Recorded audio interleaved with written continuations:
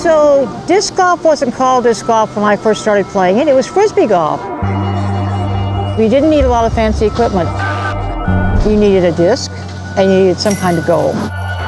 When you're a Southside Park in the city of Chicago, to have somebody say to you, "We'll help you," that's huge.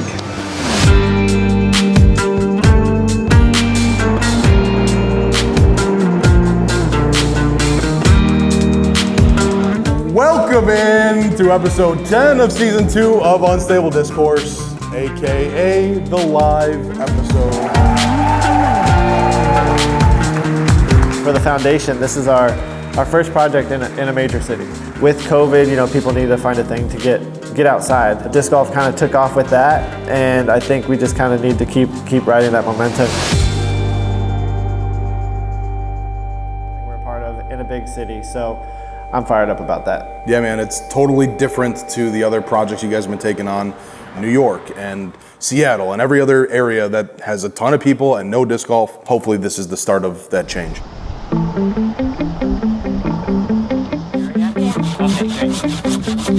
So cleaning this place up, a half block from the field house, so we can play disc golf, is gigantic. It's just gigantic, because it means we'll have kids out here playing with their parents for the rest So of the time. Louise is like 70 and she's been coming out every Saturday to the park cleanups. You could not see any of this 3 weeks ago, but you can see what a wonderful expanse of green all of this is. She's out there with saws, like chopping stuff. Had to go to the emergency room and was back a couple days later doing it again. The golf course is now mowing. She cares so intensely about this community. Up until 1956, this was a place the whole world came to play golf. And from like day one, she was telling me, whether we get it in this park or some other park in the area, we're going to make this happen. Hi, my name is Louise McCurry, and I'm the president of the Jackson Park Advisory Council. Go for it! Woo! All right. Thank you, thank you, thank you. I think every park in Chicago ought to have a disc golf course of some sort. Jackson Park is the second largest park in the city, so we have about 700 acres, and we have hundreds of volunteers who work to keep this park safe and clean and a great place for recreation for families.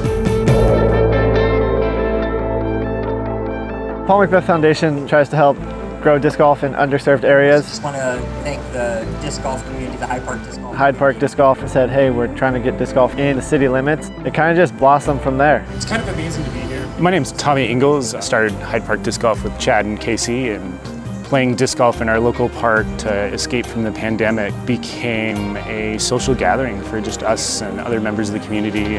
This community that's very much like a small town in the middle of a large city. And I said, you know what? We could do a course in Jackson. I said, I think we can clear this out and make this an absolutely amazing place to play disc golf. I'm a longtime Hyde Park resident. I'm a professor at the University of Chicago. I just picked up disc golf about a year ago during the pandemic, and I totally caught the bug, like completely caught the disc golf bug. There's no disc golf in the city. It's all at least 30 miles away. Our Wednesday putting league nights really took off, and we're getting 20 to 30 people out every Wednesday just playing putting games. We're getting the same amount coming out on Saturday to just do manual labor.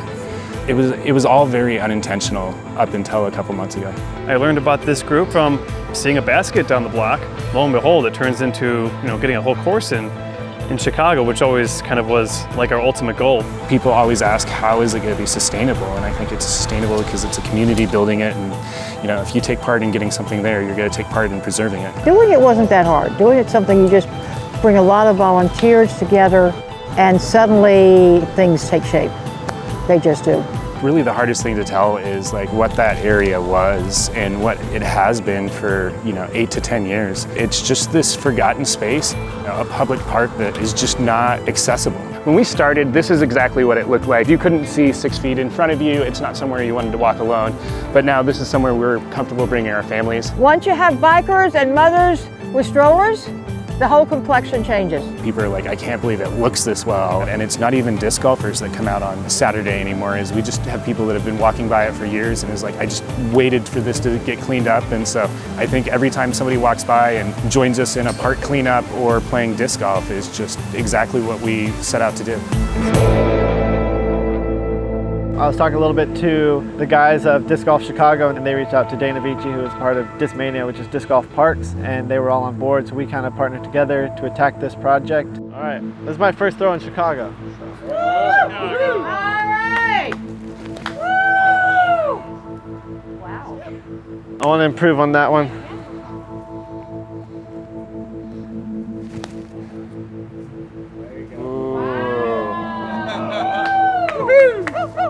Now we'll show you what a normal person looks like.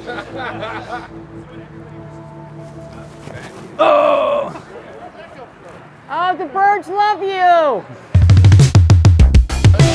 Thank you all for being at the inaugural Chicago Disc Golf Exposition. 6 years ago, trying to get people to get out of the city to come play disc golf together. You know, Hyde Park Disc Golf, they are the reason that we're really here today. I think it's meant to be that I'm here. Like the last 2 years, even before meeting Tommy, I was like, what can I do to give back? What's next in this game for me besides another ace or, you know, perfect round or something? The kids need role models to look up to, and so, you know, having people like Chad and Jason out there playing, more positive role models that we can bring to the community, the better.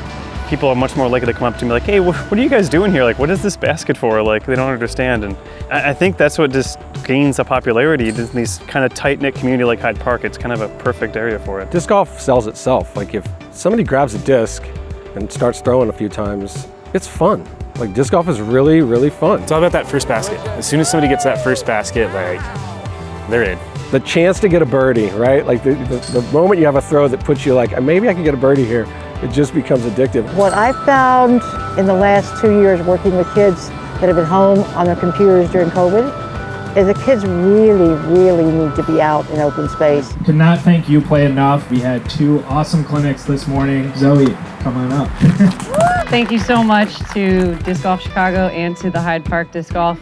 Anything that you do is more fun if you know what you're doing or how to do it. Paul's building courses and I'm teaching people how to play and how to use courses. So there's nothing like seeing a kid's face when they're fist bumping or high-fiving or they see themselves execute a shot that they didn't even know they could do. To have a goal and then watch themselves execute it. And disc golf is a really easy way to be able to accomplish something like that for anybody. Whether they're sports-minded or athletic or not, once they like toss a disc and see themselves do it, then they know. Then you've completely sold them. Let them try it and see how just fun and easy it really is. I feel like a lot of people, especially in urban environments, they just haven't had the opportunity to get in green space. Disc golf gave me an opportunity in life and it kind of found my purpose in life.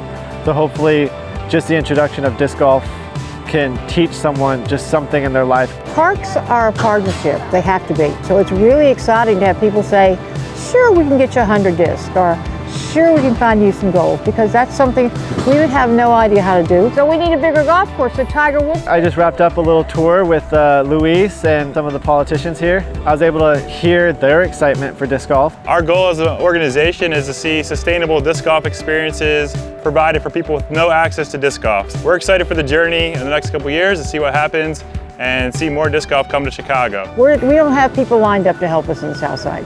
So having disc golf come in to help is huge. If this is successful, this is kind of how we need to do it in the future. Maybe make a week-long event that's very inclusive to everyone. Just people walking through the park and just kind of, hey, what's that? You know, and they stop by and you get to talk to them about it. It's the pleasure of doing the work together with children and families, doing it together and creating a future. It's the legacy that we leave to our kids.